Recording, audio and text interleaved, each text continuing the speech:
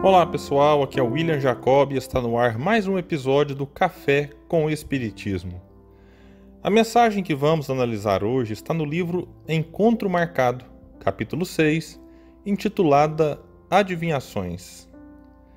Nela, o benfeitor Emmanuel, através da psicografia de Chico Xavier, diz o seguinte: diante dos que usam cultura ou mediunidade para traçar prognósticos acerca do futuro, não é necessário dizer que nos cabe acompanhar-lhes as experiências com a melhor atenção. A ciência é neta da curiosidade e filha do estudo.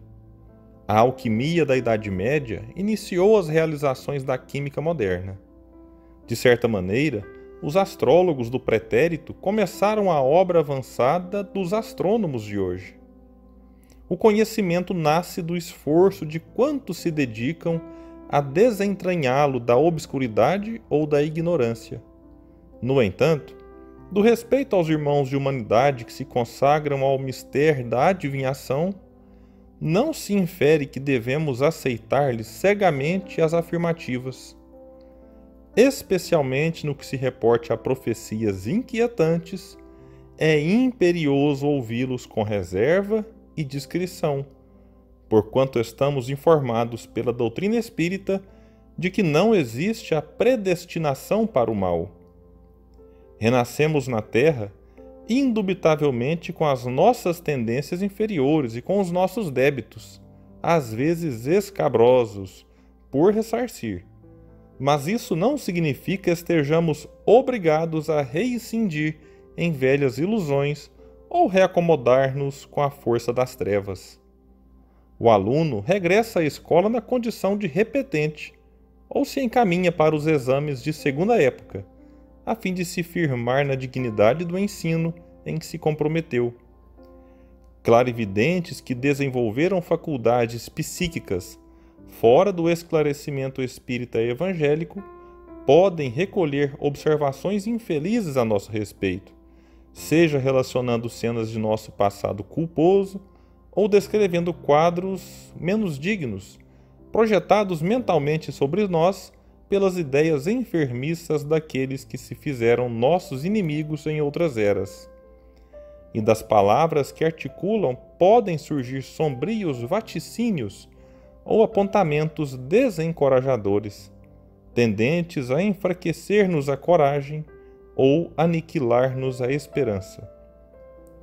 Oponhamos, porém, a isso a certeza de que estamos reformando causas e efeitos diariamente em nosso caminho, na convicção de que a divina providência nos oferece, incessantemente através da reencarnação, oportunidades e possibilidades ao próprio reajuste perante as leis da vida, armando-nos de recursos e bênçãos, dentro e fora de nós. Conquanto estudando sempre os fenômenos que nos rodeiam, abstenhamos-nos de admitir o determinismo do erro, do desequilíbrio, da queda ou da criminalidade. Hoje é e será constantemente a ocasião ideal para transformarmos maldição em bênção e sombra em luz. Ergamo-nos cada manhã com a decisão de fazer o melhor ao nosso alcance e reconheçamos que o próprio sol se deixa contemplar nos céus de alvorecer em alvorecer, como a declarar-nos que o Criador Supremo é o Deus da justiça, mas também da misericórdia, da ordem e da renovação. A mensagem do benfeitor nos oferece diversos alertas e ensinamentos valiosos. O primeiro que gostaria de destacar é sobre os cuidados que devemos ter com o que Emmanuel chama de profecias inquietantes. Vez ou outra, observamos nas redes sociais mensagens supostamente proféticas que não fazem nenhum sentido e que o mínimo bom senso seria o suficiente para repudiá-las. Em tempos de pandemia, o alerta deve ser redobrado. Em março de 2020, circulou uma mensagem supostamente de um espírito falando do fim da pandemia em maio. Um amigo me perguntou o que eu achava, e eu disse que não acreditava naquilo e apontei as justificativas para tal. Ele me chamou de pessimista e disse que eu deveria ter esperança, como se o errado fosse eu em não acreditar numa mensagem que ia contra o que apontavam todos os estudos científicos no momento. Precisamos lembrar sempre da recomendação de Erasto em O Livro dos Médiuns. É preferível repelir 10 verdades do que admitir uma única mentira. Outro ponto importante da mensagem é que fica claro que não existe determinismo para o mal, ou seja, ninguém reencarna para matar, para errar ou para fracassar.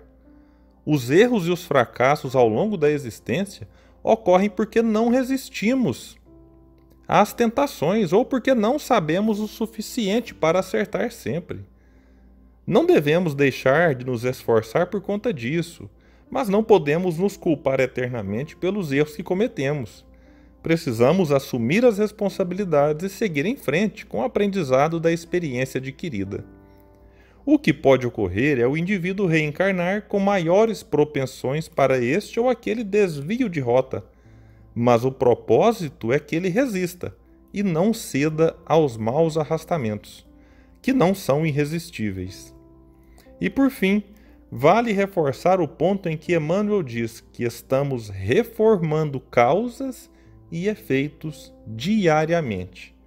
Sim, meus amigos, estamos o tempo todo construindo nosso futuro, e para modificá-lo para melhor e atenuar as dores e sofrimentos do amanhã, precisamos amar mais.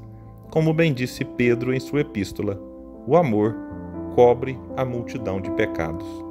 Muita paz e até o próximo episódio do Café com o Espiritismo.